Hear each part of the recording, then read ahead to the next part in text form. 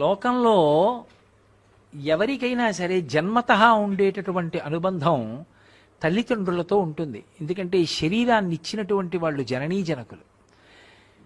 కానీ పురుషుడి విషయంలో కన్నా స్త్రీ విషయం దగ్గరికి వచ్చేటప్పటికీ పెళ్ళి అయిన తరువాత, అందుకే పుట్టుకతోనే ఆడపిల్ల అంటారు. ఆడపిల్ల అంటే ఆడ అంటే అక్కడ అని.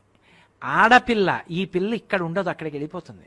అక్కడ కుటుంబంలో శాశ్వత సభ్యత్వం అమ్మాయిది. అక్కడ ఇంటి పేరు ఎడుతుంది, అక్కడ గోత్రం పెడుతుంది తప్ప ఇక్కడ ఇంటి పేరు తాత్కాలికం, కొన్నాళ్ళు ఉంటుంది. ఇక్కడి గోత్రం కొన్నాళ్ళు ఉంటుంది, తర్వాత అక్కడది మాత్రం శాశ్వతం.